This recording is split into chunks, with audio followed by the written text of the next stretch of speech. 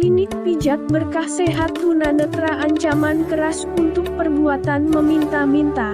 Hadis diriwayatkan dari sahabat Ibnu Umar radhiyallahu anhuma, Nabi sallallahu alaihi wasallam bersabda, seseorang senantiasa suka meminta-minta kepada orang lain hingga pada hari kiamat dia datang dalam keadaan wajahnya tidak berdaging. HR Bukhari nomor 1474 dan Muslim nomor 1040/104.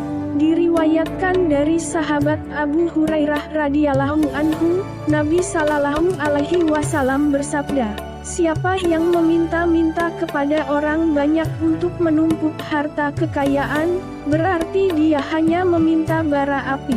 Sama saja halnya, apakah yang diterimanya sedikit atau banyak. HR Muslim nomor 1041. Kandungan hadis. Kandungan pertama, dalam dua hadis di atas terdapat dalil haramnya meminta-minta, mengemis kepada orang lain atau meminta sedekah kepada mereka tanpa ada kebutuhan. Terdapat ancaman keras bagi orang-orang yang meminta-minta kepada orang lain, padahal dia bukanlah orang fakir atau sedang dalam kondisi butuh. Dia meminta-minta hanyalah untuk memperbanyak dan menumpuk harta benda.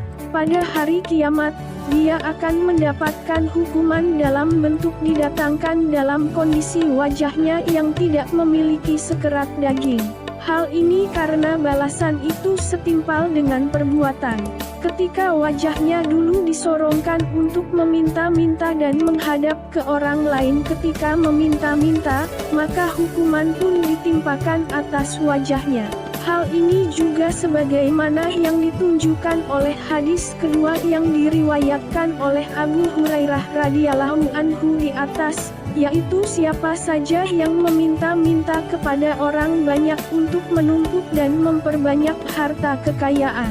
Pada hakikatnya, yang dia kumpulkan adalah bara api yang akan digunakan untuk menghukumnya pada hari kiamat, karena yang dia kumpulkan adalah harta yang haram.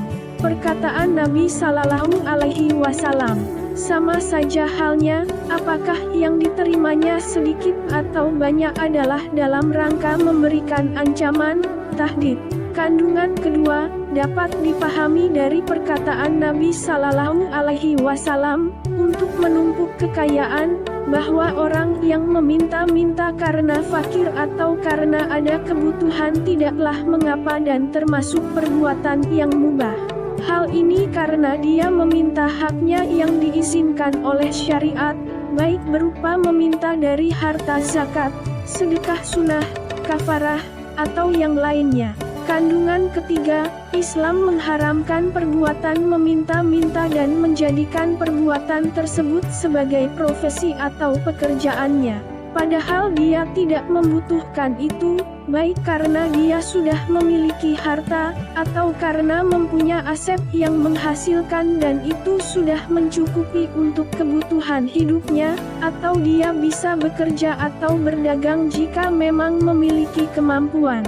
Perbuatan meminta-minta ketika tidak ada kebutuhan itu hanya akan menimbulkan pengaruh yang jelek dan kerusakan yang besar bagi jiwa kita.